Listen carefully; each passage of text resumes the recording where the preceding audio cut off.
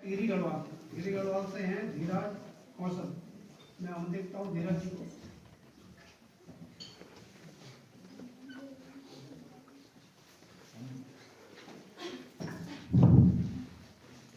मैं भारत हूँ, संपूर्ण भारत। भारत की भूमि मेरा शरीर है, हिमालय मेरा मस्तक है।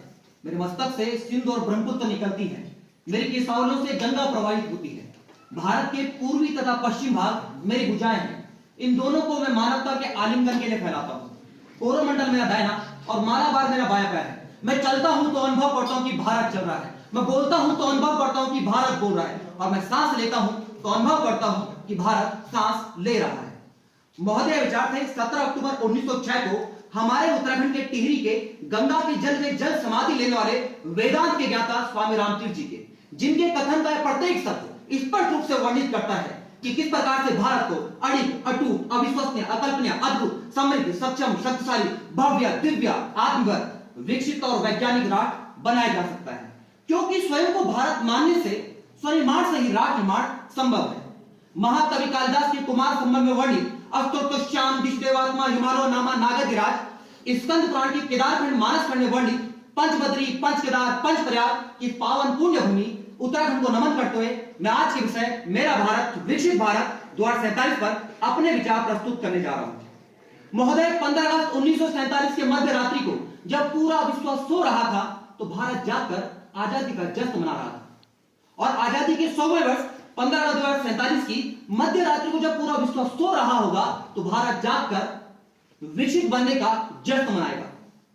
महोदय, भारत को विकसित बनाने हेतु सर्वप्रथम हमें विकसित राष्ट्र की प्रकृति को समझना होगा।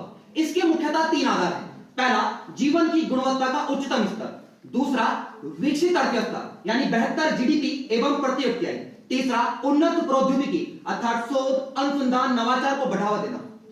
महोदय, भावनाओं को छोड़ 1 फरवरी 2024 को पेश अंतरिम बजट 2024-25 के मुख्य बिंदुओं के माध्यम से समझना होगा कि भारत वर्तमान में इस दिशा में क्या कार्य कर रहा है। पहला, भारत की जीडीपी 2030 तक 7 ट्रिलियन बनाने का लक्ष्य रखा गया है।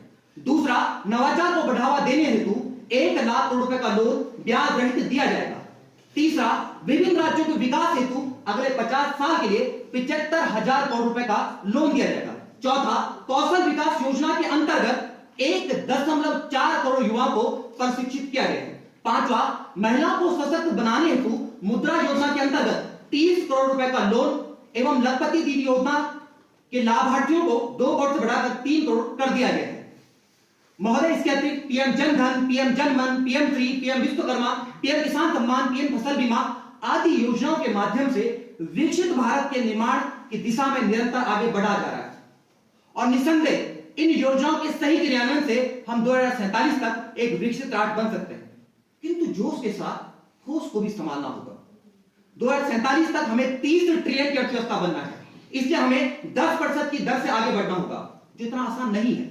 इसलिए बड़ी बड़ी बातें करके नहीं बल्कि छोटी छोटी बातों पर ध्यान देना होगा, और विकसित बनने का पहला कदम यही है कि हम अपनी विसंगतियों, कमियों को जानकर इस दिशा में काम करें।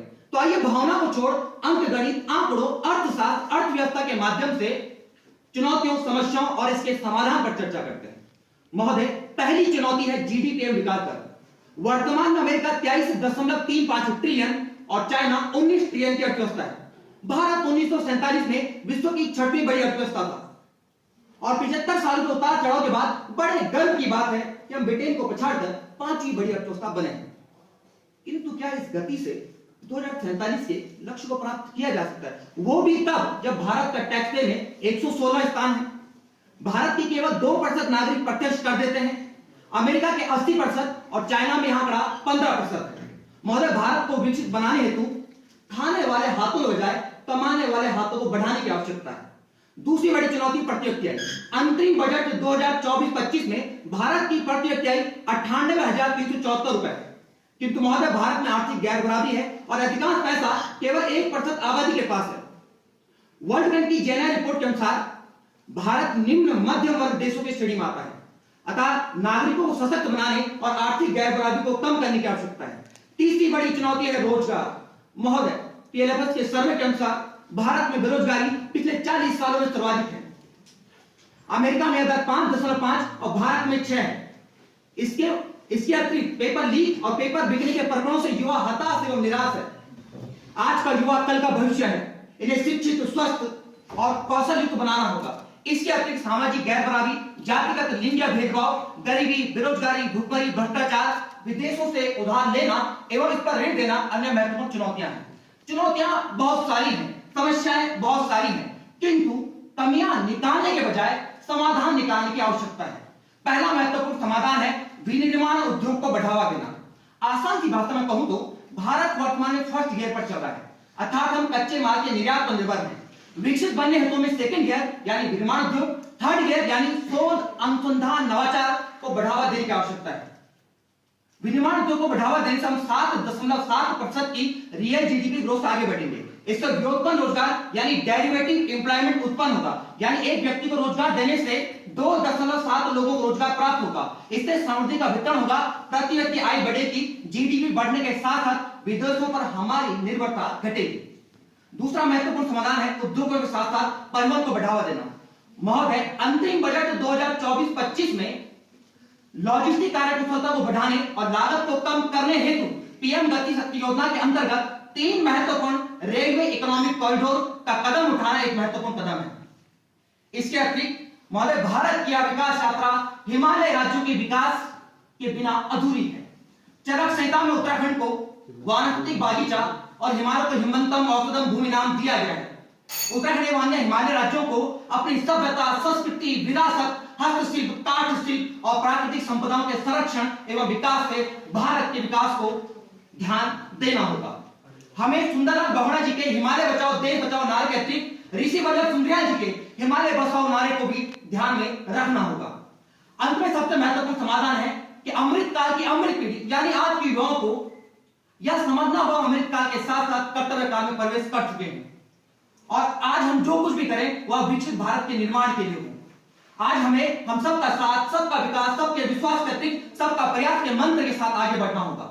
अंत में एक सवाल पूछना चाहता हूं, क्या भारत सच में विकसित राष्ट्र बन सकता है या सच है केवल एक सपना?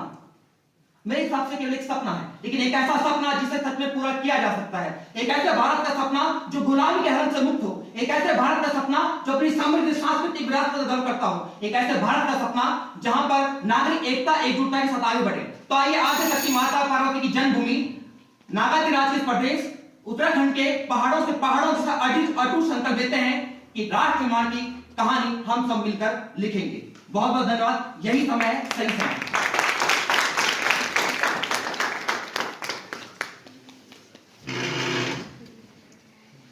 धन्यवाद धीराज जी। राज्य स्तरीय भाषण प्रतियोगिता के अंतिम प्रतिभागी